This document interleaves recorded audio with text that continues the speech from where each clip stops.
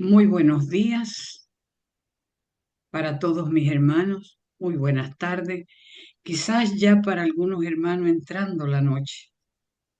Hoy, día 1 de febrero, comenzamos un nuevo mes de trabajo. La Federación Teosófica Interamericana les da la bienvenida a este trabajo. Es un trabajo que estamos teniendo ya desde el 2019 a principio de pandemia y estamos tratando de difundir el trabajo teosófico a través de este medio.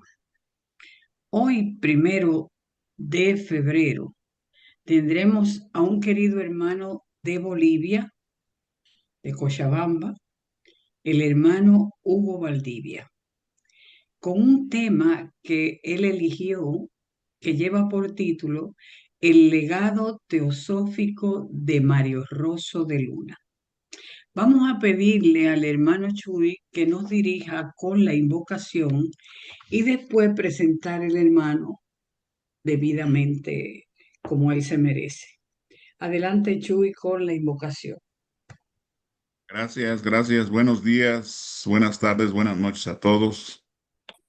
Les pedimos, por favor, aplacar nuestros pensamientos, estar tranquilos, bien sentados, la espalda recta, pegada a su respaldo, sus pies bien puestos en la tierra. Y les pido, por favor, que digan internamente esta invocación. Oh vida oculta que vibras en cada átomo. Oh luz oculta que brillas en cada criatura. Oh amor oculto que todo lo abarcas en la unidad.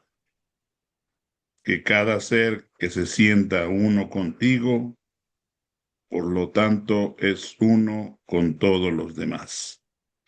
Paz, paz, paz a todos los seres. Gracias por estar aquí y ahora. Gracias, Chuy. Vamos a presentar entonces a nuestro querido hermano Hugo. Como le decía, el título de la charla es el legado teosófico de don Mario Rosso de Luna para mí, porque es un señor que merece un respeto grande, muy grande, don Mario Rosso de Luna.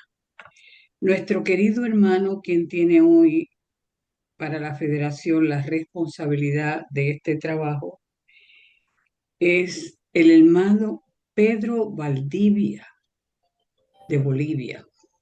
Él es ingeniero civil,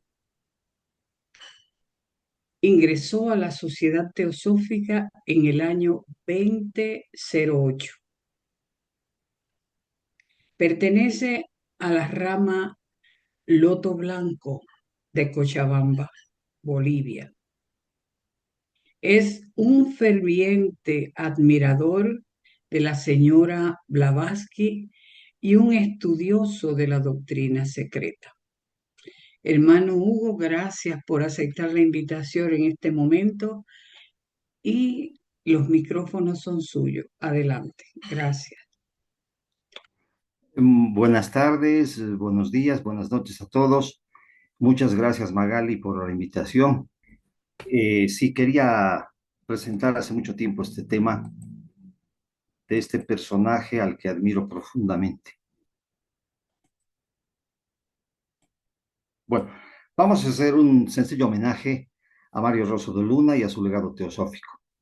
Como les decía, es uno de los primeros autores teosóficos fuera de los tradicionales que yo conocí y a quien admiro y respeto profundamente.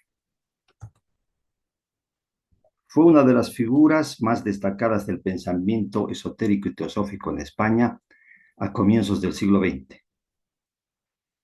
Estudió Derecho y Ciencias Físico-Químicas, obteniendo el doctorado en Derecho y completando su formación con estudios de astronomía y filosofía. Desde joven mostró un interés enciclopédico por las ciencias, la música, la astronomía y el pensamiento filosófico. Descubrió a Elena Petrovna Blavatsky en 1902. Tradujo al español gran parte de su obra, convirtiéndose en uno de los más importantes divulgadores de la teosofía en el mundo hispano. Su labor incluyó conferencias y publicaciones que difundieron la teosofía en España y América del Sur. Ganó gran reconocimiento por su enorme erudición y su capacidad de aplicar ideas teosóficas a diversas disciplinas culturales y científicas. Mario Raimundo Antonio Rosso de Luna nació en Logrosán, Cáceres, el 15 de marzo de 1872 y falleció en Madrid el 8 de noviembre de 1831.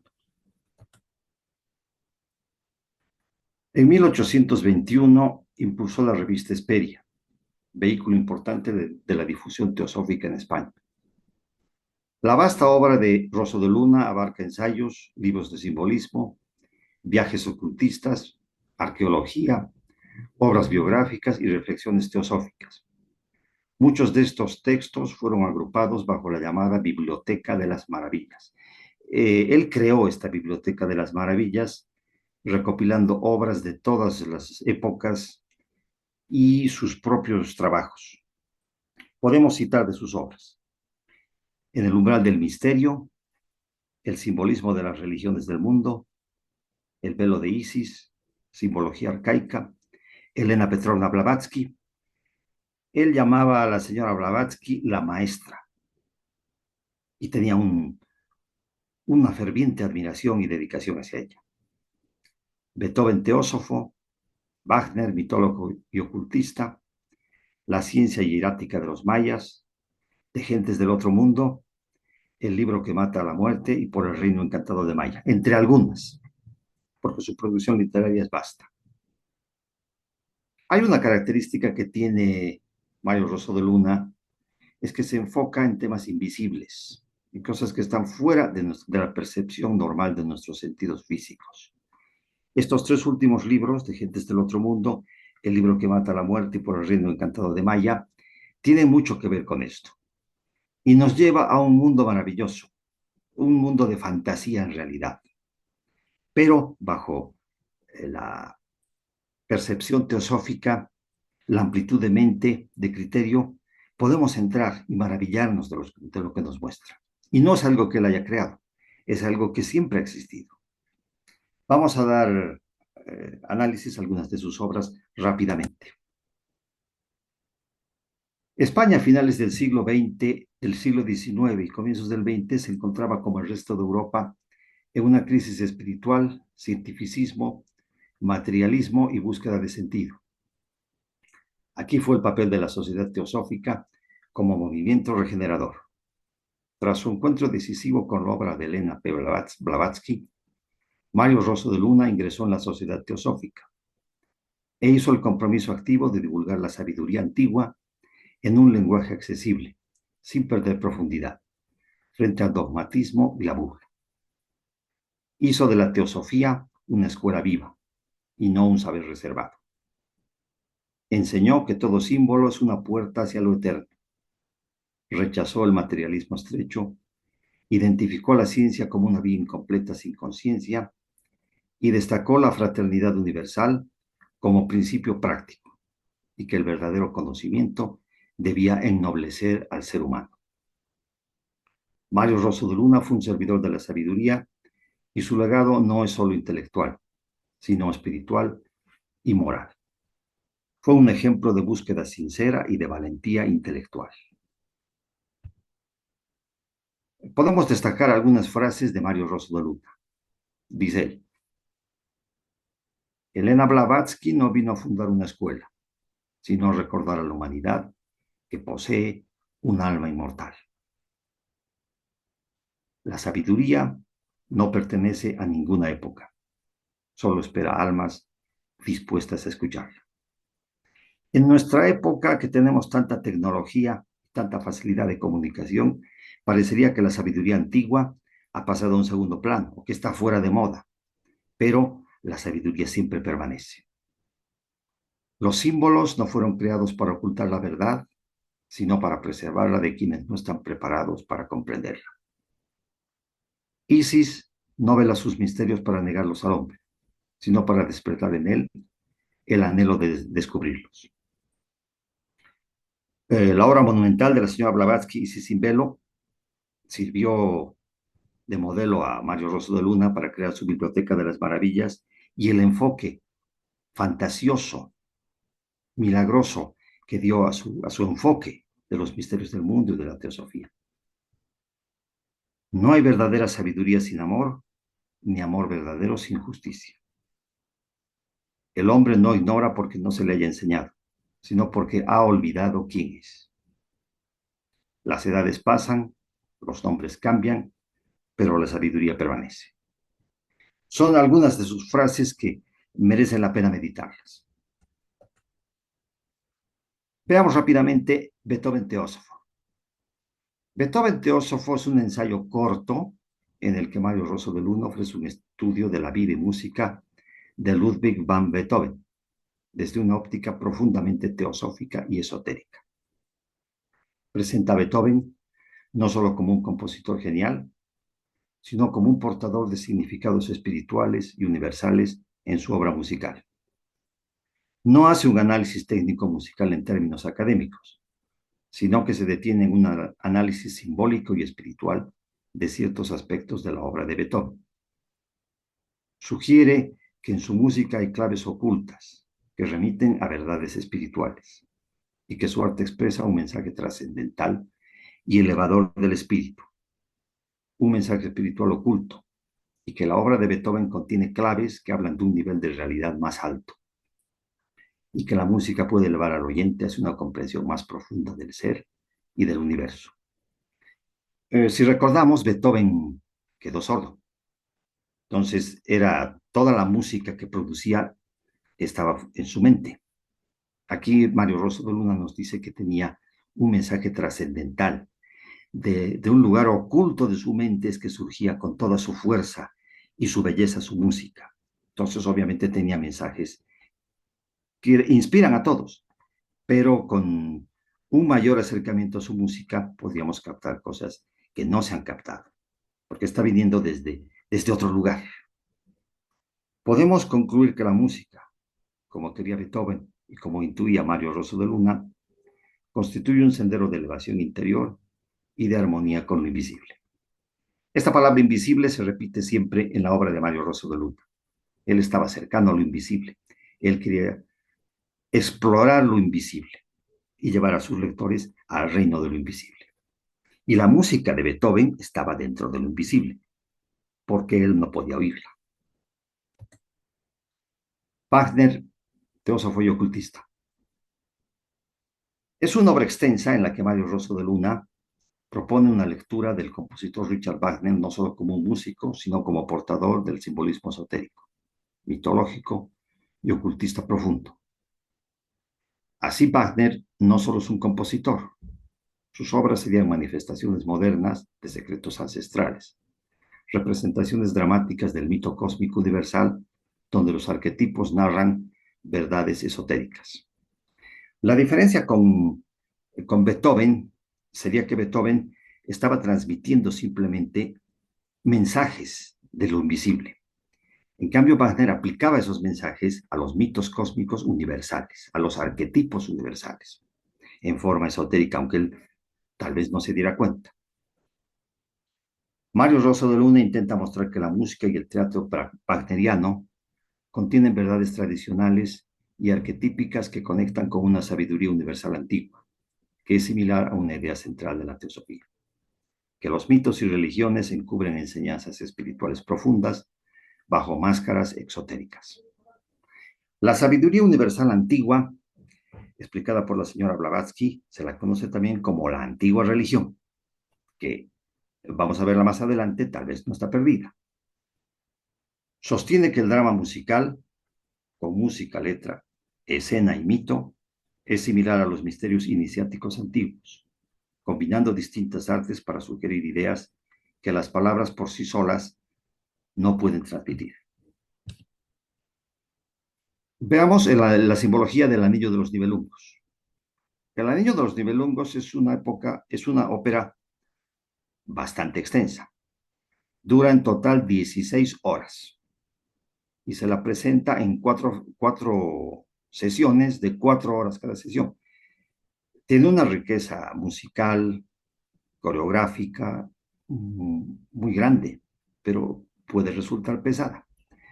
He sabido que últimamente en Europa están haciendo intentos para presentar en una sesión de 4 horas solamente toda la ópera, pero en realidad sería mutilar un poco su belleza. Para Mario Rosso de Luna, El Anillo no es una saga germánica, sino una cosmogonía dramática, comparable a los mitos arcaicos que H.P. Blavatsky analizó en La Doctrina Secreta. El anillo es el símbolo central del poder material y del egoísmo espiritual. Representa la voluntad separativa, el dominio de la materia. Es la fijación de la conciencia en el plano inferior, análoga al apego kármico. El oro del ring es la sabiduría primordial. El anillo, su corrupción cuando se busca poder y no iluminación. Odín, el dios mayor de la mitología nórdica, no es un dios en sentido absoluto, según Mario Rosso de Luna. Es el logos manifestado, limitado por las leyes que él mismo ha creado. Mario Rosso de Luna lo compara con los Dayeni Chohans, inteligencias superiores sujetas al karma cósmico. Wotan cae no por maldad, sino por ignorancia metafísica. Desconoce el precio último del poder. Sigfrido, el protagonista del Anillo de los Nibelungos, o Siegfried, es el héroe solar y el hombre primordial. Siegfried es para Mario Rosso de Luna una de las figuras más claramente teosóficas de Wagner. No es un héroe mortal, sino un ser natural no corrompido. Ignora el miedo porque no conoce la separación. Es imagen del hombre de la primera humanidad, anterior a la caída en la materia densa. Esto se referiría a la primera mitad de la tercera raza raíz. O sea, esa humanidad estaba en su pureza porque todavía no estaba el karma. Con la llegada de la mente es que llegó también el karma. Y como en el Génesis, el árbol del conocimiento del bien y del mal, tuvimos ese conocimiento, pero antes, que lo que nos llevó después a escoger siempre el mal y caer en karma. Aquí había pureza, había inocencia. El dragón Fafner simboliza la materia cristalizada, la conciencia estancada. Matar al dragón no es violencia, es despertar espiritual. Siegfried escucha el canto del pájaro tras vencer al dragón. La intuición despierta cuando la materia deja de dominar. Ese es el simbolismo del canto del pájaro tras vencer al dragón. La intuición despierta cuando la materia deja de dominar. En otra obra de Wagner, que es Parsifal, podemos analizar lo siguiente. Para Mario Rosso de Luna, Parsifal es un misterio iniciático moderno, comparable a los ritos antiguos. Es el drama iniciático por excelencia. Parsifal es el casto loco, no ignorante, sino puro. Representa el alma humana en su fase de aprendizaje por compasión. Solo comprende el misterio cuando siente el dolor del mundo. Esto coincide con la enseñanza teosófica. La sabiduría sin compasión no libera. El grial no es un objeto físico, es el centro espiritual del ser, el corazón despierto. El destello de Budi en nuestros corazones. Amfortas, el rey herido, es la humanidad espiritualizada, pero caída. Vive, pero no sana. Kundry, un personaje controvertido de la ópera, es el alma errante y el karma. Kundry es una de las figuras más complejas para Mario Rosso de Luna. No es la tentadora sin más. Es el alma encadenada al karma, obligada a oscilar entre luz y sombra. Representa las reencarnaciones forzadas, la expiación constante.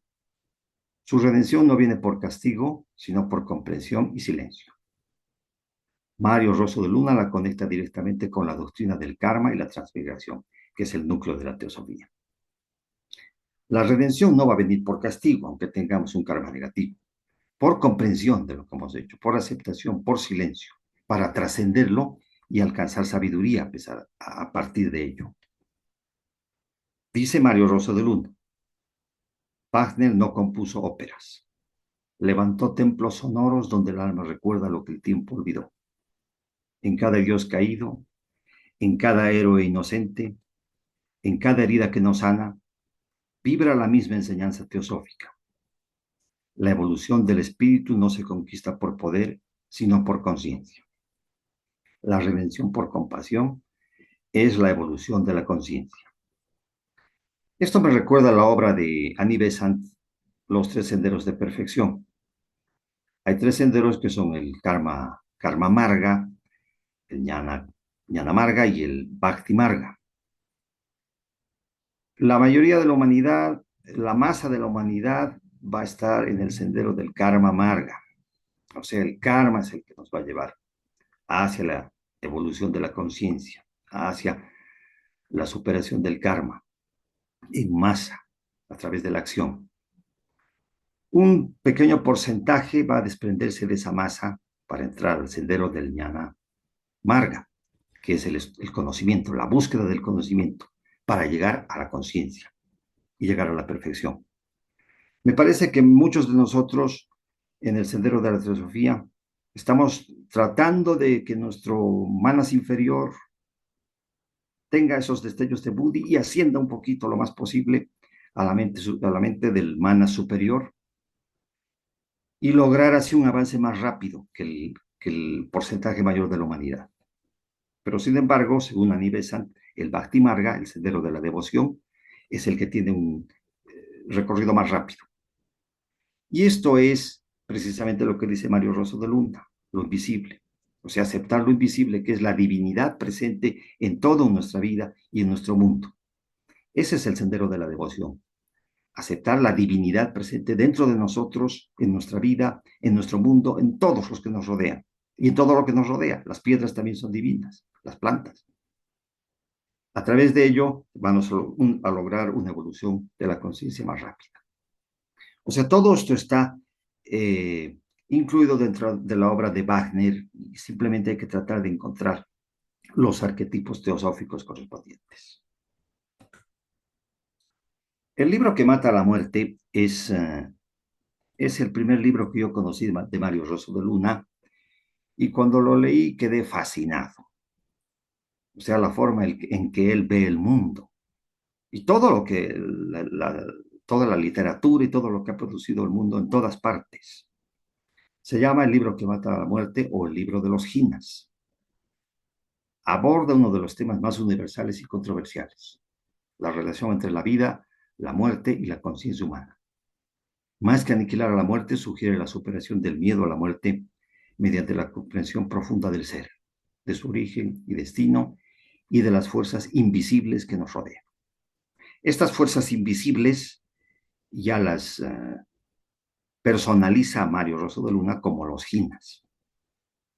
En el libro se propone trascender la muerte no como un simple fenómeno biológico, sino como una ilusión, un velo que oculta realidades más profundas del ser, que identifica con identidades espirituales que él denomina jinas, jinns, afrites o proteos. A través de una mezcla de mitología, cosmovisiones esotéricas y lectura simbólica de tradiciones antiguas, el libro invita a cuestionar las fronteras entre lo visible y lo invisible.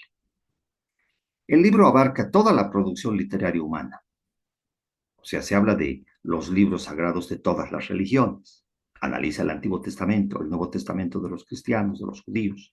Analiza el Corán. Analiza inclusive Don Quijote de la Mancha y todas las obras caballerescas. Don Quijote de la Mancha estaba rodeado de jinas. No era que estaba loco. Él veía cosas que realmente existían en lo invisible, así como Beethoven escuchaba música en lo invisible.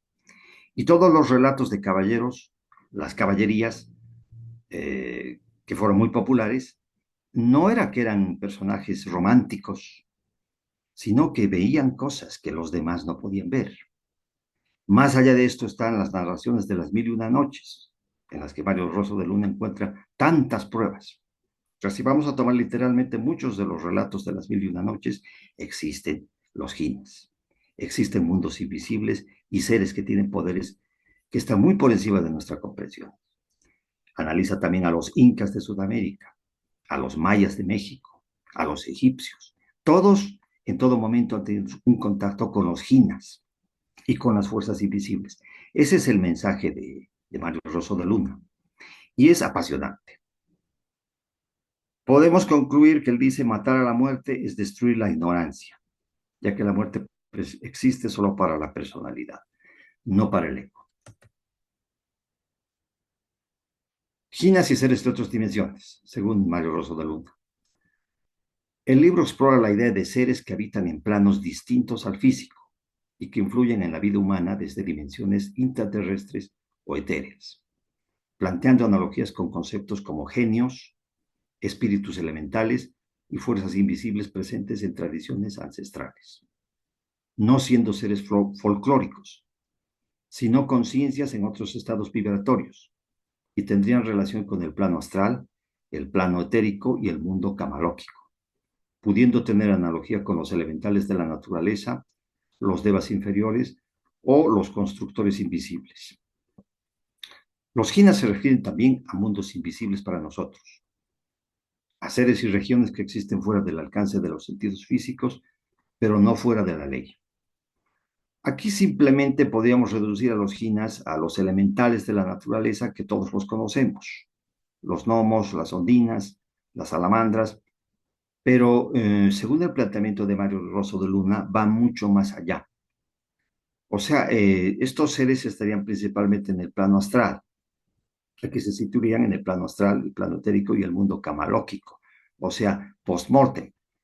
Pero eso sería encuadrarlo simplemente dentro de lo que ya conocemos.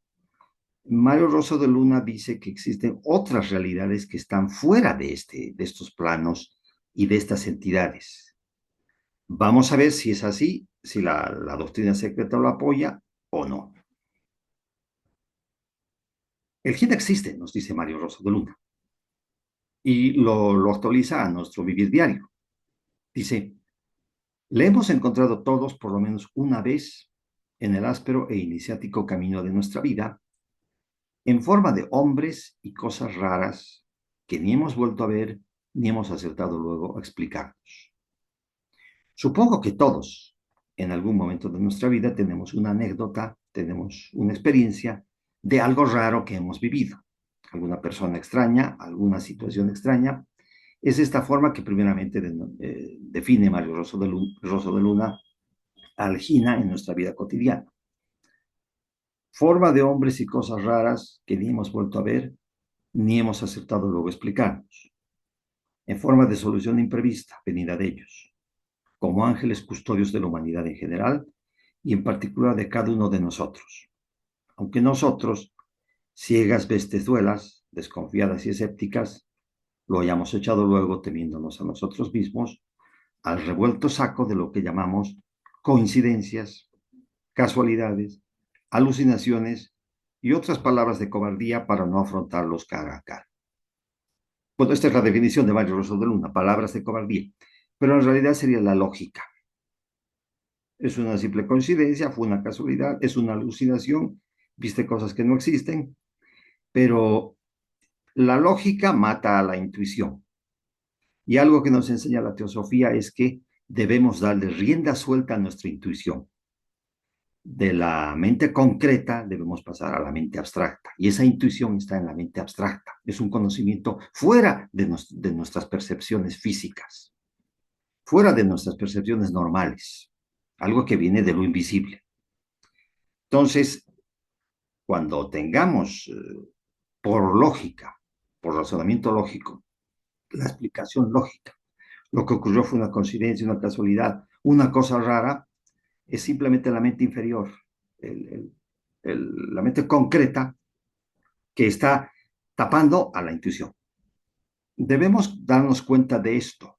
En realidad, en todo, en nuestros estudios teosóficos, por ejemplo, si hay una chispa de algo que estamos sintiendo en el momento de leer algún pasaje en particular, no combatirlo inmediatamente con la lógica, darle meditación, darle su espacio para que crezca y analizarlo desde otro punto de vista, no desde un punto de vista lógico. Es de esa forma que vamos a lograr la intuición. Se trata exactamente de eso, llegar a la intuición. Y no a una intuición abstracta, perdón, a una intuición astral, sino a una intuición búdica. Ese es el verdadero objetivo. Bueno, el Jina dice es una humanidad que vive a nuestro lado mismo, sin que de ordinario podamos percibirla merced al simbólico pero efectivo velo de Isis que nos la oculta, aunque dicho velo se rasgue con bastante más frecuencia de lo que se cree. Me parece que esto es para que lo meditemos cada uno en nuestra vida particular. Tenemos aquí algunos relatos del libro de Gentes del Otro Mundo, en los que Mario Rosso de Luna analiza relatos del libro All Daily Lives, páginas de un viejo diario del coronel Olcott. Voy a leerles un par de relatos. Dice, recién llegada HPV a India, pidió a un señor británico que la llevase en carruaje a una finca en las inmediaciones de Bombay. Cuando llegaron, el señor observó que la finca era muy hermosa y llena de rosales floridos. Salió a recibir a HPV, un venerable hindú. HPV ordenó a su acompañante, al señor británico, que por nada ni por nadie se moviese del carruaje, y penetró en la finca con el hindú. Y al salir recibió de manos de él un espléndido ramillete de rosas con el encargo de que le fuesen regaladas al coronel Olcott. De regreso a casa, o sea, donde toda la delegación estaban alojados, hubo de entablarse una viva discusión, pues todos afirmaban, como buenos conocedores de Bombay, que por semejante sitio no existía ninguna finca, solamente un espeso bosque. Mientras que el acompañante, el señor británico, juraba con plena seguridad y aplomo que él había visto la quinta con sus propios ojos y hasta podría conducir otra vez a sus puertas a quien apostase en contra de él. HPV sonreía, asegurando que él no sería capaz de semejante hazaña, por lo que perdería la apuesta, como efectivamente sucedió. Por cuanto después de vagar el señor británico, largas horas por el bosque con los de la apuesta, jamás encontraron la finca.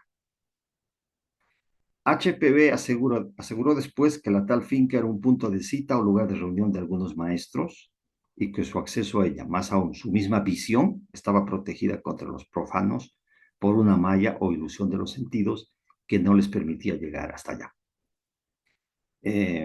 Bueno, debe haber mucho de estas cosas en la India. O sea que están ahí a la vista, pero nadie puede verlas. O sea, templos, fincas. En este caso era de los maestros. Pero según Mario Rosso de Luna, hay otras que son propiamente de los jinas. Cosas invisibles. Si es que ellos quieren que alguien las vea, las ve. Pero si no, nadie puede verlas.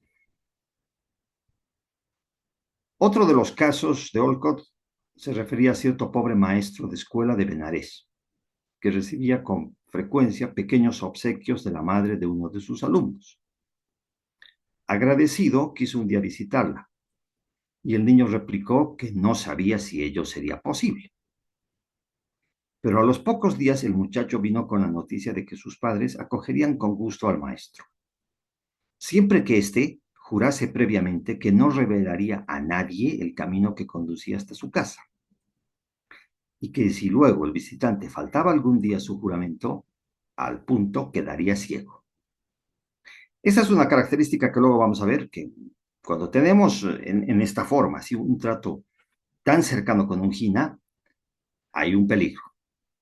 Repito, el juramento era este.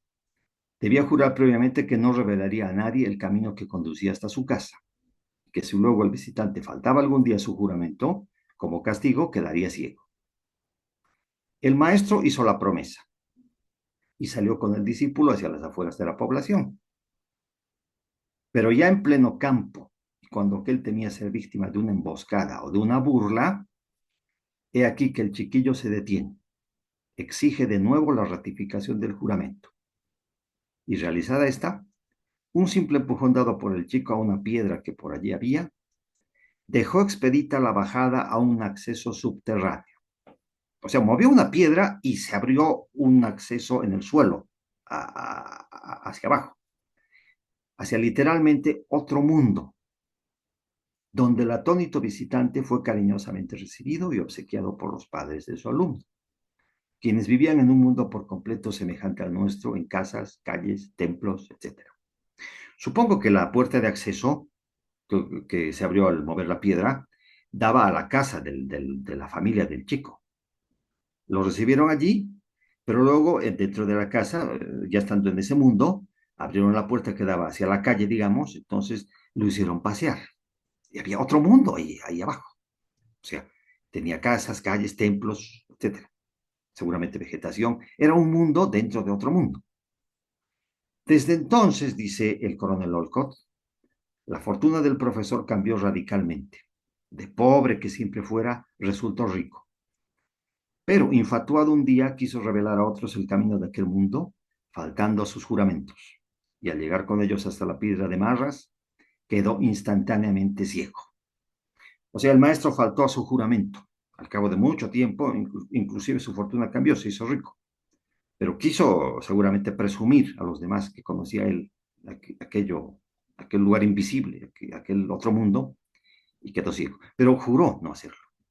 Este es uno de los peligros de meterse muy cercanamente con los Hinds. Ahora, yo creo en este relato, o sea, principalmente porque es un relato del coronel Olcott. Repito, está en All Daily Lives, páginas de un viejo diario, y citado por Mario Rosso de Luna. Y aquí ya no son los maestros, no es un lugar invisible creado por los maestros. Aquí es otro mundo. Y de ese otro mundo, un niño salía a este mundo para convivir en la escuela. Supongo que en su mundo también habían escuelas, pero por alguna razón venía a este mundo.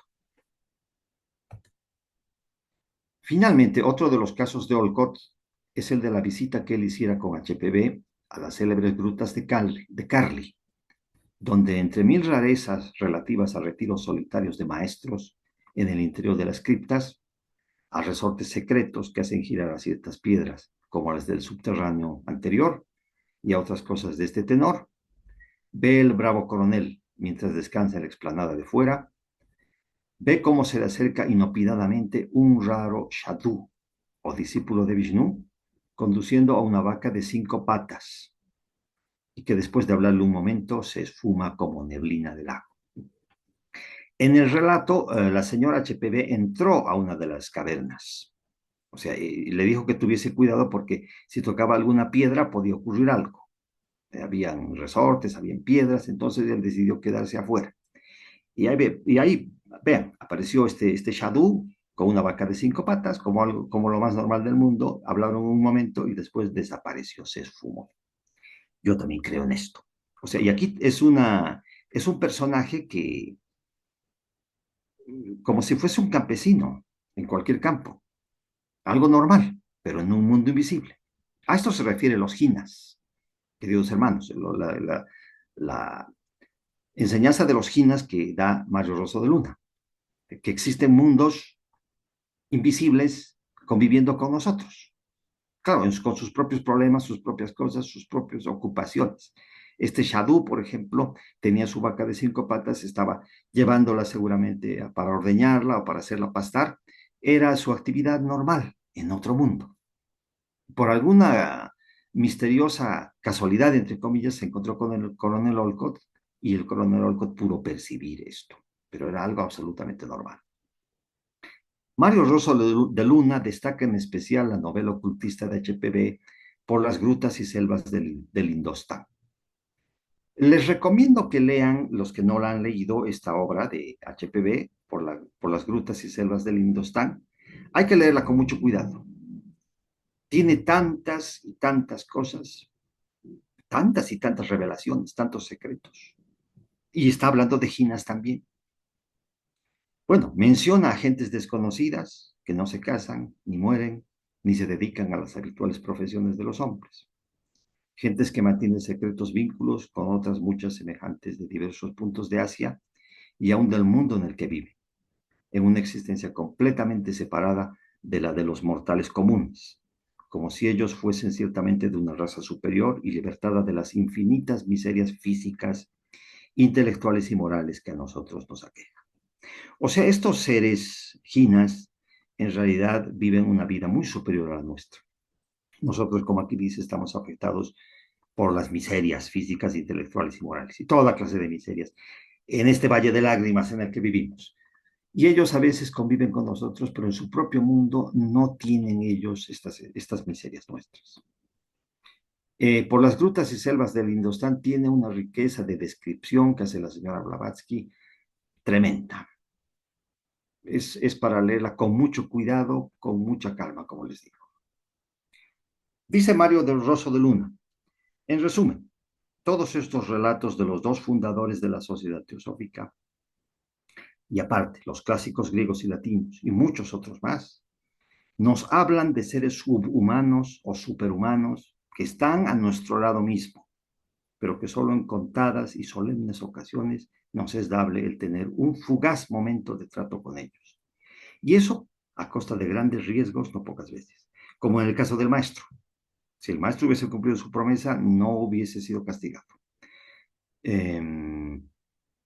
Pero están a nuestro lado, ese es el detalle. Todos estos jinas y estos seres invisibles están a nuestro lado. Seguramente estaban al lado de Beethoven cuando estaba sordo y ellos lo inspiraban. Estaban al lado de Wagner y así sucesivamente. Han debido estar al lado de la misma señora Blavatsky, aparte de los maestros y los chelas.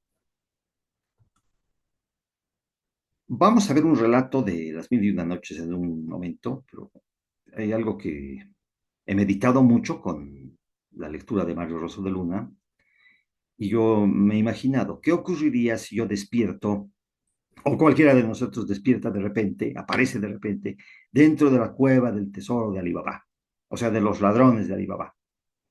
Es un lugar lleno de riquezas, monedas de oro, joyas. Es un lugar jina, o sea, porque está oculto a la vista de los demás, de los seres humanos normales. Hay una palabra unas palabras mágicas que dicen, ábrete sésamo, entonces se abre una puerta misteriosa como la del niño que llevó a su maestro en tierra, pero en este caso en una montaña, y da acceso a algo que es invisible. Y allá adentro están acumuladas, bueno, en el relato, el producto de los robos de estos ladrones. Pero, ¿qué ocurriría si alguno de nosotros despierta dentro de esa cueva? Yo pienso, me imagino, o sea, voy a despertar, voy a ver tantas riquezas. Hay unos elementales, unos jinns que incitan a la codicia, o sea, viven dentro de las piedras preciosas. Cuando uno contempla una piedra preciosa, recibe la influencia de un elemental, de un genio que está dentro de la piedra preciosa atrapado, entonces le produce codicia. Y se alimenta ese elemental de la codicia que le está produciendo. Entonces, el humano normal va a tratar de acaparar, de robar esas piedras preciosas, la más cantidad posible para satisfacer su codicia, pero está siguiendo los dictados de ese genio que está atrapado en la piedra preciosa. Yo pienso que lo mejor sería quedarse quieto, porque uno puede pensar que está solo, que nadie lo está viendo, pero debe haber 1000 ojos que están viendo qué es lo que va a hacer. Y tocar una de las monedas, una de las piedras preciosas, equivaldría a hacerse acreedor de un castigo. Pues, no sé, yo pienso personalmente, y consejo sería, si es que alguna vez pasamos por una de estas experiencias, no acercarse, porque vamos a recibir inmediatamente la influencia de estos jinns, quedarse ahí hasta que pase la pesadilla, o sea, pasar de esa forma la prueba, porque de otra, si es que sucumbimos a la tentación, puede irnos muy mal. Y en el caso de Aladino y la lámpara maravillosa, ¿qué ocurre si se nos presenta el genio? Nos dice, te concedo 3 deseos. Generalmente en las películas se ve que los deseos resultan ser, o sea, el cumplimiento de los deseos resulta ser un engaño. O sea, no llega a ser feliz. Le dan otras cosas, es un fraude. Ese sería un primer riesgo. Pero un segundo riesgo podría ser si es que realmente se cumpliesen estos deseos, a algún momento vamos a tener que dar algo a cambio, vamos a tener que compensar lo que se nos ha dado. Se habla inclusive en otros relatos no tan de los jinns, sino directamente de pactos con Mefistófeles, como en el caso del Fausto de Goethe, por ejemplo, que da su alma a cambio, previamente hace un arreglo, un pacto. En el caso de que si se es un pacto o no, yo creo que de todas maneras se va a tener que pagar un precio después por el deseo. Entonces, nuevamente estamos en el caso de que resulta en contra nuestra. En este caso también yo pienso que lo mejor sería dejar pasar. O hacer un deseo, pedir un deseo en forma universal, ¿no? Que haya paz y felicidad para el mundo. o que otras personas nuestras que están pasando penurias encuentren la felicidad o el sosiego o la prosperidad, no precisamente algo egoísticamente para nosotros. Yo sacaría estas conclusiones a partir de lo que expone Mario Rosso de Luna, de las conclusiones que saca Mario Rosso de Luna, en este caso aplicado a los cuentos de las mil y una noches, a esos dos en específico. ¿Qué opina la física, la ciencia moderna de lo que dice Rosso de Luna? En primer lugar, podemos analizar que se consideran universos paralelos en la física moderna, pero nuestra ciencia todavía está muy lejos de haber resuelto los misterios. En la física actual, la idea de universos paralelos no es una fantasía gratuita, sino una consecuencia posible de ciertas teorías, aunque no comprobadas experimentalmente. La ciencia dice que estos universos coexisten, pero no interactúan. O sea, esa sería en realidad la primera posición de la ciencia. Existirían otros universos paralelos que coexisten, pero no interactúan. O sea, los seres de un universo y los seres de otro universo no tendrían ni la menor idea de la existencia de unos y de otros. Dentro de la teoría de branas, cuerdas, que son dimensiones extra, creo que llega hasta 11 dimensiones, dice, nuestro universo es una brana, que significa una especie de membrana. Esta membrana estaría flotando en un espacio de más dimensiones, donde podrían existir otras branas paralelas. En realidad, hasta 11 dimensiones, 11 branas paralelas, 11 membranas. Esto ha dado lugar a especulaciones sobre universos superpuestos, presencias invisibles, efectos sutiles. Esto es de la física, de la ciencia. Son especulaciones, pero no existe ninguna evidencia observacional que confirme todo esto. Lo que sí existe es la posibilidad matemática, la coherencia teórica y el reconocimiento de que nuestra comprensión del espacio-tiempo es totalmente incompleta. No hay mecanismos conocidos para que seres de otro universo interactúen con el nuestro. O sea, esto es lo que sostiene la ciencia, como les decía. Por lo menos de nuestro lado, no podemos interactuar con seres de otros universos. No tenemos la forma de hacerlo. Pero desconocemos si los seres de universos paralelos sí podrán interactuar con nosotros, que es lo que nos muestran los mitos de todas las épocas que cita Mario Rosso de Luna. Fenómenos extraños, o sea, la conciencia, la percepción, experiencias límites, no son evidencia física, pero sí pueden ser significativos a nivel humano. La física cuántica nos enseña que la realidad no es fija. Lo posible precede a lo observable y el universo es más amplio de lo que nuestros sentidos permiten comprender. Esto de la física cuántica es algo que se ha puesto muy de moda con las manifestaciones, etcétera. O sea, manifestar lo que nosotros queremos en nuestra realidad, materializar lo que queremos. Y esto es a partir de que en la física cuántica se ha observado que la mente del observador puede influir en el comportamiento de una partícula atómica, quiero decir. Eso es un hecho cierto. O sea, mientras nadie está observando, la partícula no se está moviendo, inclusive. Pero en cuanto hay un observador, el observador tiene cierto pensamiento que puede ir hacia la izquierda, pues la partícula va a ir hacia la izquierda. O si piensa que va a ir hacia la derecha, va hacia la derecha. O piensa que debe estar quieta, la partícula está quieta. O sea, de alguna forma nuestra mente influye en la realidad de lo que nos rodea. Eso es lo que establece la física cuántica. Pero aparte de ello, todo lo demás que tiene la ciencia son simplemente teorías. En el misticismo nos dice, mucho antes de la física cuántica, numerosas tradiciones hablaron de realidades coexistentes. Estas realidades no estaban lejos, estaban aquí, pero veladas. En el hinduismo y el budismo tenemos los múltiples lokas. Los lokas los hemos estudiado en la doctrina secreta y en la teosofía. En la cosmología hindú y budista existen los lokas, reinos de existencia. Mundos materiales, mundos sutiles, mundos mentales, mundos luminosos, y todos coexisten. Pero los seres solo perciben aquel que corresponde a su estado de conciencia. No se viaja con el cuerpo, se accede por afinidad vibratoria. Tal vez aquí es donde la ciencia todavía no está pudiendo ubicarse. No se trata simplemente del plano físico, se trata de estados de conciencia, como siempre nos ha enseñado la teosofía. En el platonismo y el neoplatonismo existen el mundo visible y el mundo invisible. Platón ya afirmaba que el mundo sensible es solo una sombra, de realidades más verdaderas e invisibles. Todos conocemos el relato de la caverna de Platón. En el neoplatonismo existen niveles del ser, desde lo material hasta lo inteligible, separados no por espacio, sino por grado de realidad, que viene a ser lo mismo, ¿no? De acuerdo a nuestro estado de conciencia. En el chamanismo existen mundos que se atraviesan. En tradiciones chamánicas de América, Siberia y Asia, el mundo cotidiano, el mundo de los espíritus, el mundo de los ancestros, que está tan de moda, nuestro árbol genealógico, coexisten en el mismo territorio. El chamán no imagina, cruza umbrales, no con tecnología, sino con ritual, trance, tambor y visión. Con trance, con ritual. En el gnosticismo y el hermetismo existen planos superpuestos. El hermetismo afirma, lo que está arriba es como lo que está abajo. No habla de metáforas morales, sino de niveles simultáneos de existencia. En el gnosticismo, el mundo material es solo uno de muchos y la conciencia puede recordar otros estados del ser. Esta interacción que existiría según el gnosticismo y el hermetismo tampoco es física, es interior. Intuiciones que ya veíamos, sueños, revelaciones. Y es a partir de esto precisamente que Mario Rosso de Luna afirma la participación de los jinas en nuestro vivir cotidiano. O sea, no todos los días, alguna vez en nuestra vida normal. Intuiciones, sueños, revelaciones, que después tienen algún grado de significación para nosotros. ¿Qué opina la doctrina secreta?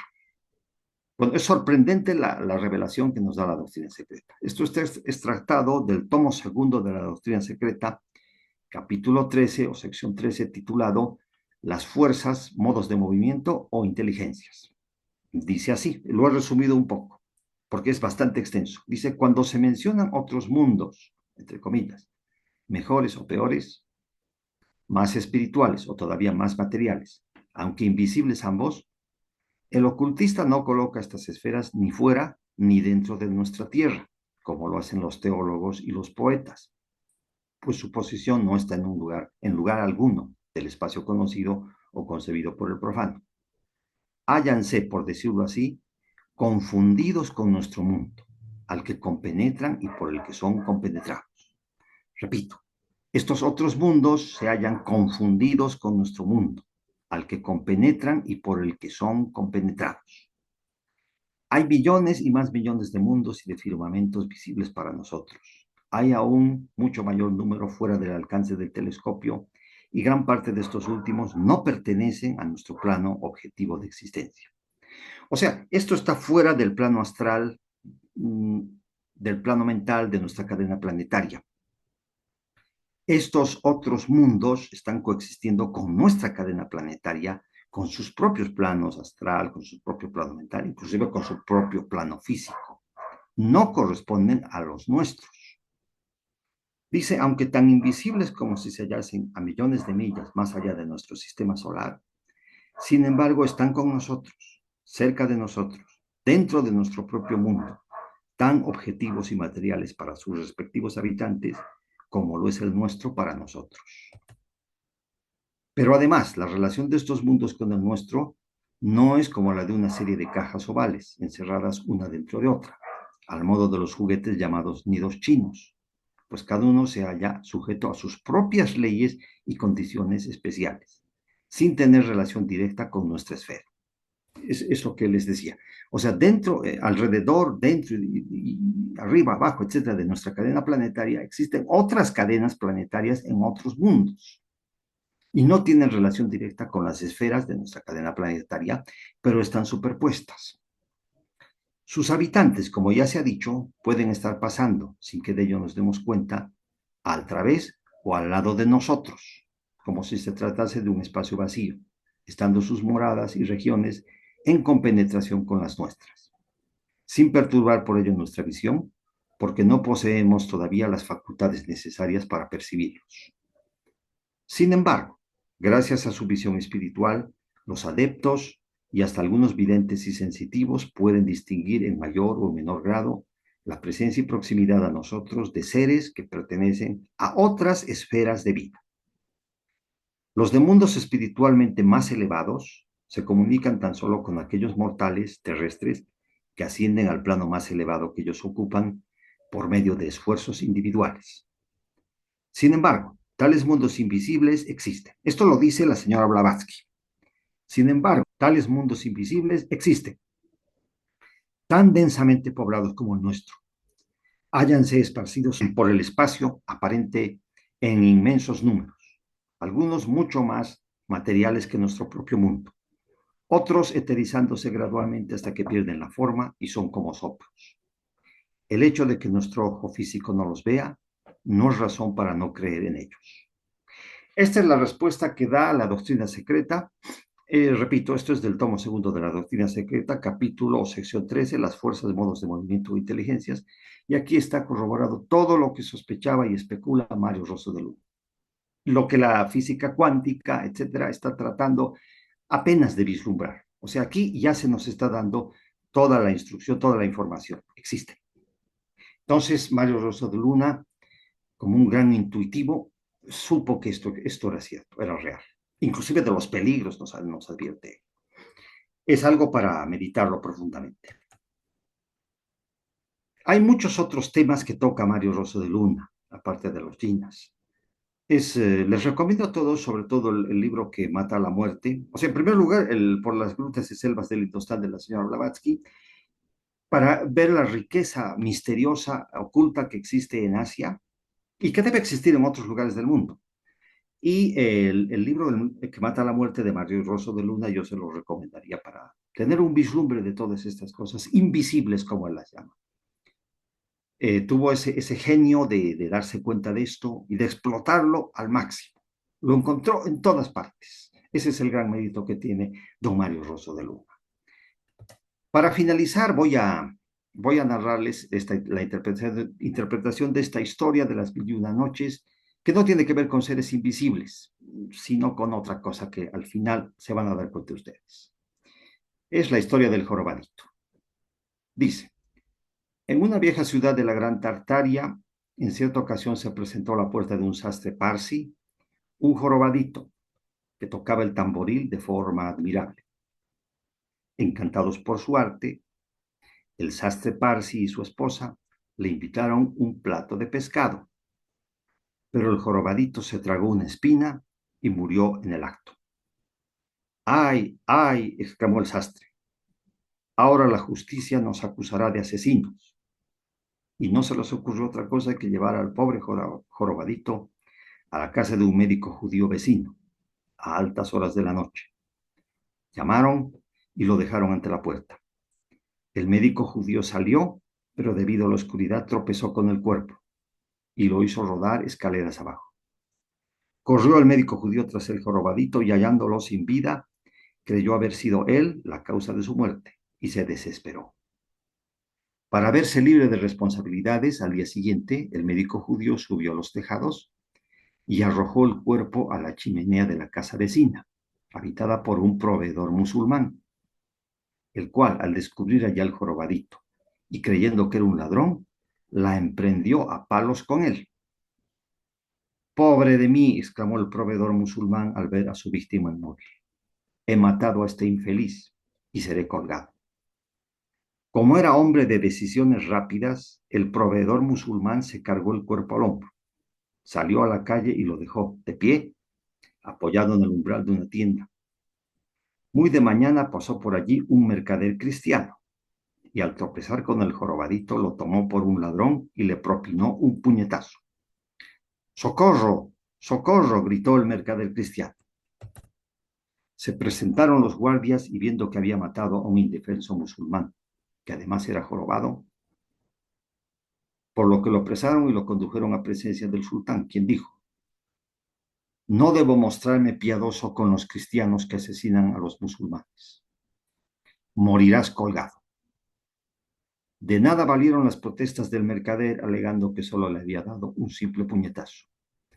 Pero cuando el verdugo le estaba colocando la soga alrededor del cuello, apareció el proveedor gritando: «Suspended la ejecución. Yo soy el verdadero culpable». Entonces el oficial de la guardia ordenó que se libertara al mercader y su puesto en la horca fuera ocupada por el proveedor.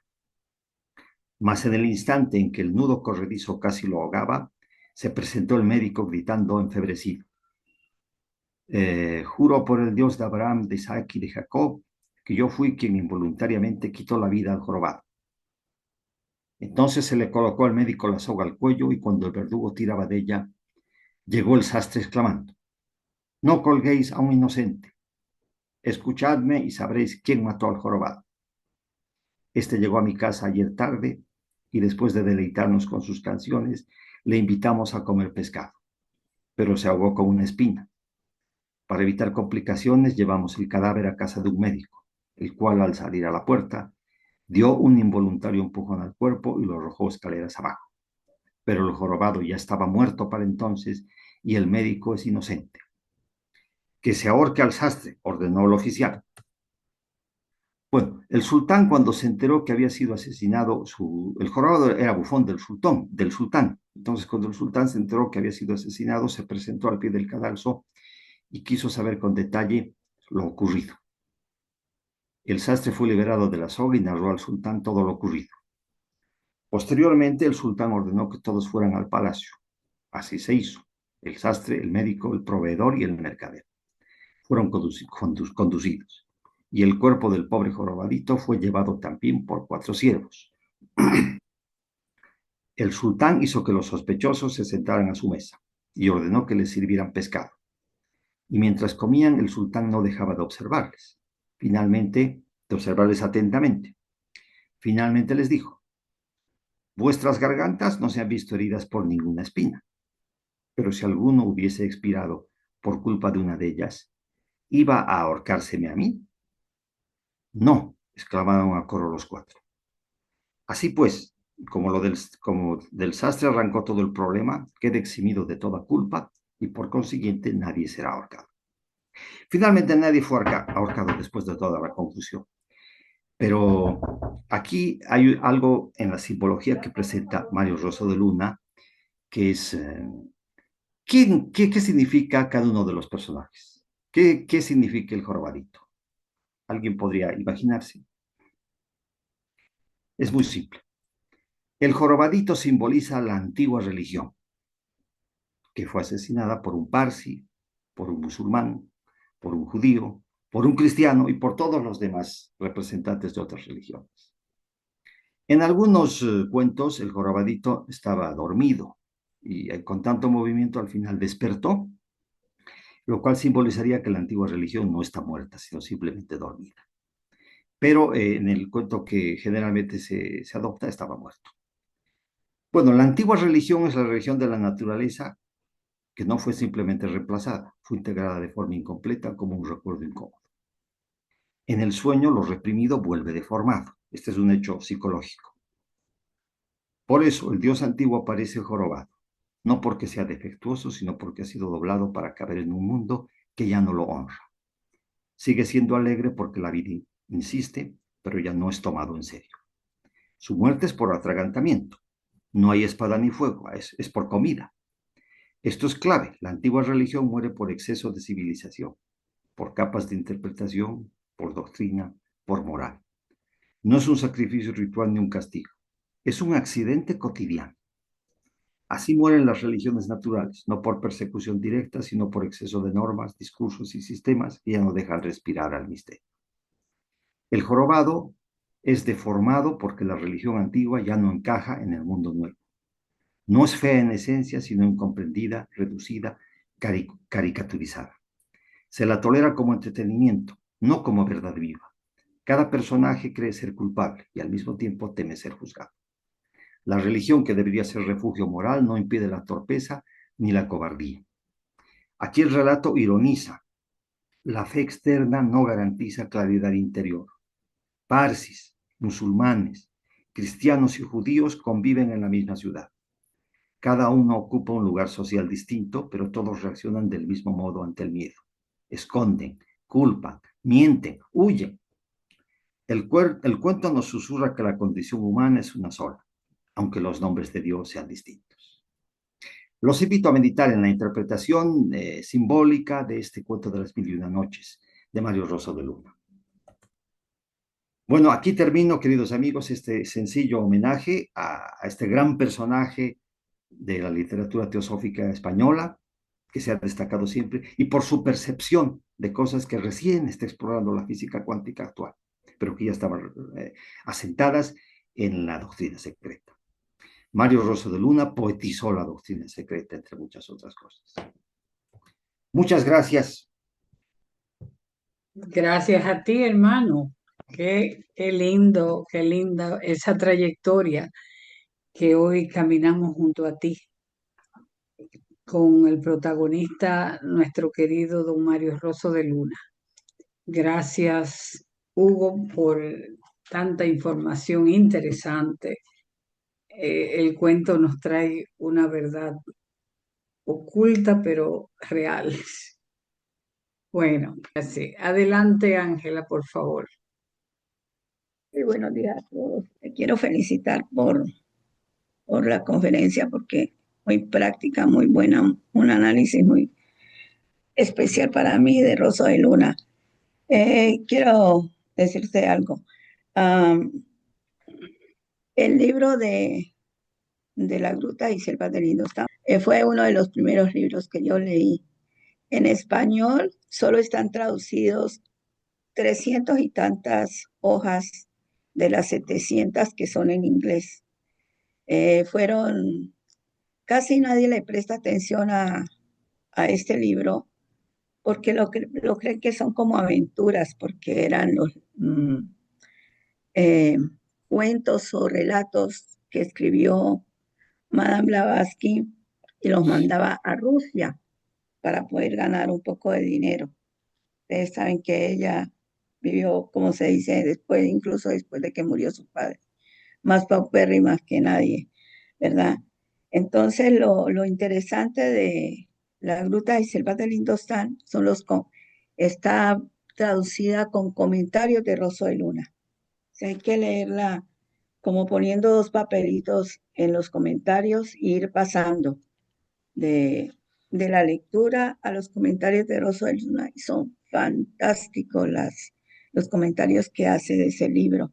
Se los recomiendo. Yo siempre recomiendo este libro. Fue el primer libro que yo leí de Rosso de Luna y me parece muy bueno. Y hay otro que es Las Mil y una Noche Esotéricas, que creo que fue donde sacaste lo del probadito. Sí, Porque, sí, sí. sí, ¿verdad? Porque él explica muchos cuentos de Las Mil y una Noche desde el punto de vista esotérico. Entonces, está muy bueno para mí, me encanta muchísimo. Hay otro libro que no se conoce mucho de él, El Tesoro del Lago de Somiedo. Para los españoles, yo creo que les encantaría porque habla mucho sobre Asturias, Ujú. Asturias mágica, dice Rosso de Luna. Así que en realidad muchas gracias porque me gusta mucho Rosso de Luna, como explica lo de Wagner y lo de Beethoven. Beethoven, es increíble. Así que sí se lo recomiendo a todos los hermanos porque les va a encantar. Hay mucha cosa, mucho esoterismo en las grutas y selvas de la industria. Y muchas gracias a ti por todo. Excelente, me encantó. Muchas gracias. Gracias, querida hermana Ángela. Gracias. Eh, Regina. Gracias, querida. Gracias, querida hermana. A todos y querido hermano Hugo. Es un placer nuevamente escucharte en una conferencia. A mí me llamó mucho la atención lo que hablaste o lo que pusiste de los universos paralelos. Hace como, espero no errar la fecha, hace como unos 10 años, hubo una serie y precisamente en esa serie hablaba de un científico y venía a colación los universos paralelos.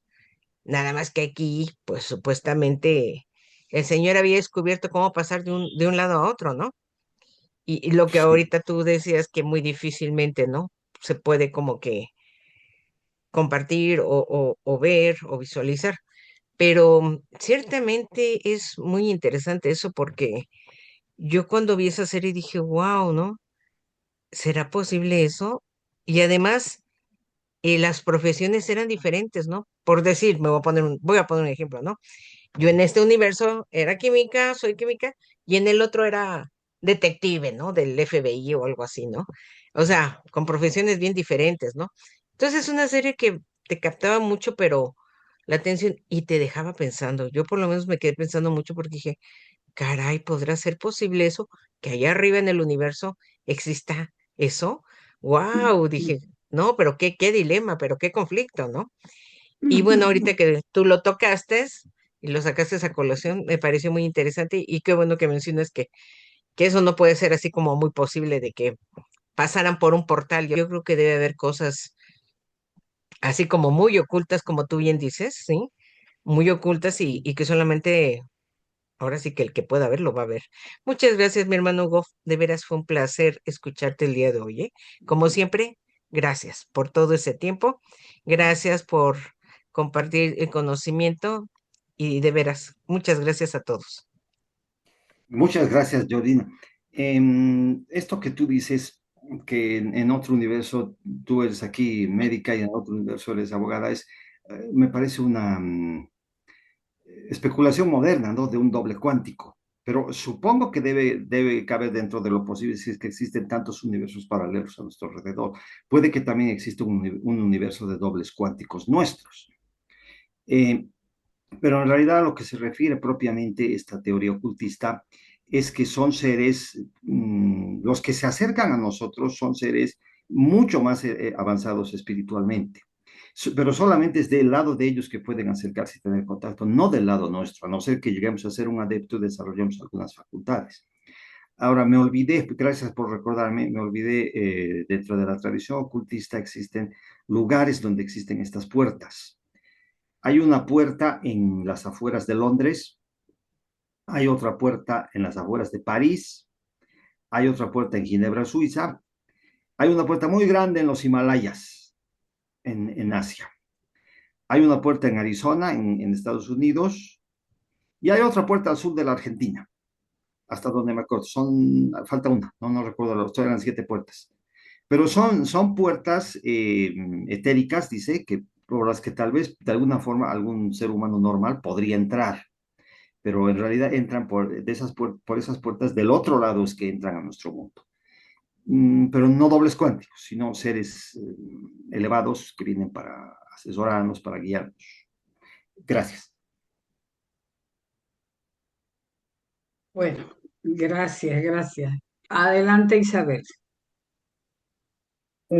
Buenos días, es un gusto saludarlos a todos y muchas gracias por la charla porque estuvo muy, muy interesante y yo creo que de una o de otra manera pues tenemos que volverlo a leer para seguir meditando.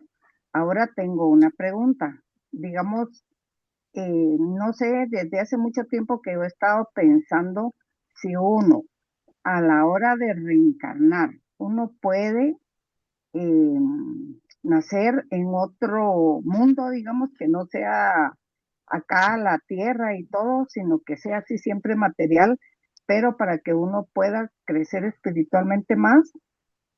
Sí, no podemos reencarnar en otro mundo. Tenemos que, o sea, las causas y los efectos están ligados a esta existencia, a esta cadena planetaria, podríamos decir. Se ha producido una causa y se va a producir un efecto en esta realidad física. Hemos pasado al Kamaloka, y entonces ya no hay, o sea, estamos encadenados a que el renacimiento, la reencarnación se produzca en este plano físico, porque aquí se ha producido la causa y luego va a venir el efecto. Entonces, no podemos irnos a otra realidad paralela, a otro universo paralelo. Tiene que ser siempre en esta realidad en la que hemos generado esa causa y ese efecto por karma. Ah, bueno, sí, muchas gracias, muy amable y gracias por la charla también, estuvo muy, muy interesante. Muchas gracias. Sí, Enrique está con la mano levantada. Sí, hola Hugo, buenas, gracias. Sí, Hugo, tú sabes como nosotros desde la teosofía hacemos tantos estudios comparados. Entonces, fíjate, ese libro, ¿será ese mismo libro que dice la religión, que el famoso San Pedro registra las cosas? Como por ejemplo, si nos vamos a la filosofía de las abuelas, cuando las abuelas nos dicen que ese señor vive limpio, ya tú sabes, lo va a tener registrado allá en el libro de los muertos para que él suba para allá y decidirán dónde irse. Es una pregunta y a la vez, ¿qué relación tiene entonces el karma con este registro de este libro? Gracias, Hugo. Gracias, Rick. Bueno, el San Pedro que está anotando es una deformación cristiana, digamos, de los cuatro Maharajas o los registradores del karma. Estos nos enseña la doctrina secreta, son los señores del karma, los lipicas. Hay dos variedades, ¿no? Los cuatro Maharajas que están en los cuatro puntos cardinales y están registrando todas las acciones kármicas. Y los otros señores del karma son los que están en el plano astral y que nos van a ayudar a regresar en una nueva encarnación. Ambos grupos son señores del karma. Se ha deformado un poco pero el fondo es real, es verdadero, es lo que nos enseña la teosofía. Existen registradores del karma. Y tiene relación porque es solamente en este plano físico y este plano astral, en este sistema de cosas que tenemos en esta cadena planetaria que se tienen que dar las cosas. No podemos pasar a otra cadena planetaria. No sé si estoy contestando la pregunta. Sí, se entiende. Y cuando las abuelas literalmente te decían, no hagas mal, que te van a registrar en el libro, sin saber que la referencia quizás de este libro de los muertos u otros libros, sin conocerlo. Sí, es como la historia del jorobadito que todas las religiones al final un poco han sacado de la antigua religión, pero lo han deformado, lo han adaptado a sus propias creencias, a su propia cultura. Pero existe un trasfondo verdadero. O sea, el mito de San Pedro tiene que ver con los registradores del karma, los maharajas, es cierto. Pero una cosa, estos lipicas no los jinas de Mario Rosso del Uno. Estos son espíritus planetarios, espíritus universales de la cadena planetaria, no son de otra cadena planetaria paralela, de una realidad paralela como los jinas. Son dos cosas diferentes.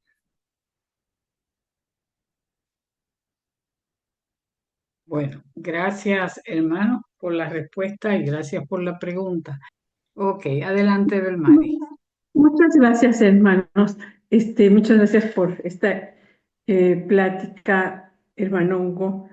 Me recordó mucho que la primera vez que tuve oportunidad de dar una charla en la sección mexicana fue justamente sobre los jinas. Y me pareció también, como tú hiciste alusión, fantástico. Y sin embargo, Rosso de Luna fue un gran pensador, sobre todo su reflexión que hace, bueno, tú situaste tu exposición a partir de los jinas, pero él también enfatiza mucho toda esta parte de las matemáticas del universo, ¿no? Incluso llega a decir que en alguna época el lenguaje era matemático y se fue perdiendo y se fue diversificando para hacerlo distintos idiomas, ¿no? Pero bueno, fuera de ese comentario genérico, yo quería comentarte que, bueno, más bien hacerte una pregunta y siempre me he quedado en esta reflexión. Primero que nada, tú dices, bueno, los universos paralelos no se tocan. Entonces tiene que haber algo especial en el caso de los jinas para que de alguna manera sean capaces de cruzar este portal, ¿no? Luego, por otro lado, dices, bueno, los jinas de alguna manera representan un cierto tipo de elementales. Y también esta situación en la que expones, por ejemplo, en la historia que contaste sobre el hombre que se volvió rico, el maestro, y luego compartió el lugar donde ellos estaban y se quedó ciego, ese portal. Entonces, también me quedo pensando en que ellos sí tienen esa facultad de traspasar, digamos, estos mundos paralelos. Y en ese orden de ideas, creo que en la historia cotidiana existe, o sea, de las abuelas, ahora sí que de las abuelas del mundo que vivimos, existen muchas historias en las que se dice que la gente ve, por ejemplo, los chaneques, los enanitos, que ve, por ejemplo, mi mamá veía debajo de un árbol cuando era chica que le llamaban unos enanitos que fueran al árbol y todos le decían, es que tendrías que haber ido porque te iban a dar oro, ¿no? Cosas así, estas historias que parecen solo historia urbana, en realidad, bajo el Vermari, enfoque perdón, que tú nos acabas de me exponer, voy a tiene olvidar mucho. la pregunta. O sea, la primera pregunta era, no es que, no digo yo que no haya contacto, es la física, la ciencia física actual, que Ah, bueno, esa es solamente la está con primera. Ajá, especulaciones. no, yo, O sea, la ajá, física cuántica dice que no tiene pruebas ni hay forma de que teóricamente existirían muchos universos paralelos coexistiendo, pero no puede haber ajá, punto de contacto con ninguno de ellos. Es que la ciencia no ujú. está a nivel del esoterismo. Ahora, ¿cuál era la otra pregunta? Ah, bueno, Sí esa, existen, del contacto, pero y la otra es, no son elementales. O sea, aquí el detalle es que los jinas están aparte de los elementales. O sea, los elementales de ajá, la naturaleza, los espíritus de la naturaleza formarían un grupo aparte dentro de nuestra realidad astral, físico, mental. Pero estos jinas ajá, estarían viniendo de una realidad paralela. Ahora, para ayudarnos, supongo, ellos sí pueden. El ocultismo y las tradiciones de todas las religiones de todo el mundo tienen estos relatos de seres fantásticos. Esto, ellos están apareciendo en nuestra realidad para influenciar de alguna manera. Suponemos que para bien, pero puede ocurrir el caso como del profesor que mencionas, que hace el juramento, luego se olvida del juramento y recibe un castigo. Entonces, hay una cierta advertencia. No siempre pueden ser buenos. Hay que recordar que en la Edad Media, por ejemplo, se ha demonizado a todas estas apariciones. Todo era parte del demonio, porque seguramente había más consecuencias negativas. El flautista de Hamelin, por ejemplo, es el relato de otro Gina. Nos lo muestra Mario Rosso de Luna. Ahora yo les hacía énfasis, si se nos aparece los tesoros de la caverna de Alibaba y los 40 ladrones, mejor apartarnos. No va a ser algo bueno, va a despertar nuestra codicia y nos va a traer algo malo. O sea, hay un cierto peligro de meterse con estas entidades, pero no son elementales de la naturaleza. Aquí sí son propiamente seres de otra dimensión, lo diríamos en términos técnicos. gracias, Hugo. Entonces, por ejemplo, en el caso que de la gente que ve enanitos, chaneques, ¿a quién está viendo? Elementales, duendes, gnomos, elementales naturales, normales. Ok, ok. Muchas gracias, Hugo. Muchas Felicidades. gracias, Esteban. Gracias, Belmar, y gracias, Hugo, por contestarle. Ok, Muchas gracias, adelante, hermano. Katia. Muchas gracias, hermano, por su gentileza. Tengo dos preguntas. Eh, Dentro de los mundos paralelos que usted menciona, por ejemplo, no sé si tuviera o guardará relación tal vez con las abducciones que se han estado haciendo supuestamente por algunos extraterrestres. Entonces, esa persona que fue a la que se llevaron, digamos, y no sé, tal vez en una mente abstracta, que es como la mía, en el otro lado conoce a alguien, tiene familia, ya se estaría hablando de una evolución diferente, ¿no? Y aparte, tratando de aterrizar un poco, por ejemplo, el caso de Jacobo Greenberg, él fue una persona muy conocida eh, ahorita no tengo todas las obras que ha hecho, pero él también desapareció de un momento a otro y nunca se descubrió, no sé si en un momento ustedes escucharon de él. Mi pregunta es esa, ¿puede ser que haya Sí, encontrado alguno de esos mundos paralelos que están con nosotros, Hugo? ya. Y después también, discúlpame, y tal vez debió haber sido lo primero, felicitarte por tu gran trabajo. De verdad me ha Muchas gustado gracias. mucho. Gracias, Eso sí, gracias, Pati, gracias. muy amable. Bueno, en los años 70, 60, 70 y 80 del siglo XX, hubo una gran cantidad de literatura fantástica, ¿no? Que todas estas tradiciones antiguas las han convertido en cosas extraterrestres y la evidencia de la visita de ovnis, la actividad de ovnis. Entonces, todos estas puertas dimensionales, portales y los universos paralelos se han vuelto una explicación para la llegada de seres extraterrestres a nuestra realidad, ¿no? Em, Puede ser que sea así, puede ser que sea así. Esas puertas que les decían en París, en Londres, en Argentina, etcétera, puede ser que sean portales de acceso para ovnis. Es posible, cabe dentro de lo posible. Pero lo que quiero decir es que el enfoque que ha dado Mario Rosso de Luna y el enfoque que da en general todas las tradiciones, las mitologías del mundo, de todas las épocas, es de una característica más, digamos, de carácter espiritual.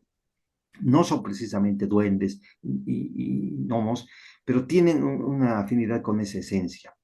Un poco traviesos tal vez son, traviesos maliciosamente, porque pueden castigarlo, como en el caso del maestro, pero yo me inclinaría más a pensar que se trataría de seres de esa clase, de seres más espirituales. Los ovnis, supongo que existe vida en el universo, pero tal vez no, tal vez necesiten venir de otro universo paralelo para hacer experimentos con nosotros. Inclusive se supone que toda esta humanidad, todo lo que ocurrió es un experimento genético a gran escala que han hecho seres extraterrestres. Hay muchas teorías, hay muchas cosas que nos podríamos perder. Yo les rogaría nos enfoquemos por lo pronto solamente en la apreciación de Mario Rosso de Luna, que era, digamos, más conservadora, más tradicional, de seres con un tinte espiritual. Pero cabe la posibilidad de que existan seres extraterrestres también de esas dimensiones paralelas. Sí. No sé si he contestado la pregunta. Sí, está bien, hermano. Gracias. Gracias, hermana Katia y Hugo. Quería comentar algo más acerca de lo que decía Katia. Ha habido una fiebre en los años posterior a los años 80 de estos seres extraterrestres que dicen que es del mismo tema, pero con otros aristas, no sé, que habían los abducidos, como decía ella, que se los han llevado y que, bueno, quién sabe qué les habrán hecho, que inclusive por un mejoramiento genético. Ahora, se hizo una encuesta por hipnosis en Estados Unidos. O sea, han hipnotizado a millones de personas. Una universidad, o varias universidades me parece que hicieron este experimento para por hipnosis, recuerden si fueron abducidos. Los resultados han sido sorprendentes. O sea, millones y millones de seres humanos habían sido abducidos. Tienen un recuerdo escondido de que han sido abducidos. Y no sé realmente si es que a dónde nos lleva todo esto, pero solo que se aparte un poquito del tema de Mario Rosso de Luna, pero de que algo ocurre, parece que sí, es cierto. Seguramente es de realidades paralelas, seguramente que sí. Quiero confesar que hasta yo tengo el recuerdo de un sueño raro que tuve con ovnis. Tal vez también me abducieron a mí. Ujú. Hermano Hugo, disculpe, ¿usted cree que nos pueda compartir la bibliografía de ese trabajo para poder investigar un poco más? Sí, bueno, es Gentes de Gentes del Otro Mundo, el libro que mata a la muerte. Y bueno, algunas apreciaciones son mías, yo mismo las he desarrollado. Una Oh, bibliografía exactamente no la tengo. ya, Ahora, está bien. los relatos del coronel Olcott, por ejemplo, están en el libro Páginas de un viejo terror y sí, gente del otro mundo. sí, pero Pero, voy a enviar el PowerPoint. perdón, Ajá, Hugo. Perdón, Hugo. Eh, el, es el de Rosso de Luna, Wagner y Beethoven, ocultistas, algo así, dice, es el libro, que viene Sí, en un solo libro, viene en la- a Wagner, que lo analiza a él como ocultista, no sí. solo como músico, sino como ocultista, y en el mismo está también Beethoven, ocultista. ok, pues vamos a despedir a nuestro hermano Hugo dándole las gracias nuevamente por tan bello trabajo. Estos trabajos son interesantes. A veces creemos que estas cosas son fenómenos, pero la sociedad teosófica nos dice, tenemos una composición centenaria. Definitivamente estamos actualmente en un cuerpo físico envuelto en problemas materiales. Cuando tratamos de caminar un poquito más ya entramos en otra parte de nuestra propia vida. Pero así llegaremos a lo que nos enfatizó Hugo, a tener esa intuición y ese contacto con Budi, donde las cosas son maravillosas, y casi para una persona totalmente concreta puede ser fenoménica, ¿no es verdad? Pero la señora Blavatsky nos enfatiza en todos sus conocimientos que recordemos que somos de una composición sectenaria. Y cada uno puede llegar sabiendo que es de esa composición y que tiene que trabajar todos sus estados de conciencia, todos, completamente todos, y unirlos todos en este noble trabajo de la vida, en la forma. Bueno, ha sido un gusto, Hugo, tenerte esta mañana por toda esa información de ese ser humano que llevó el nombre de don Mario Rosso de Luna en esta encarnación. Gracias a todos nuestros hermanos presentes. 1.000.000 de gracias. Okay. Gracias. Okay. Gracias.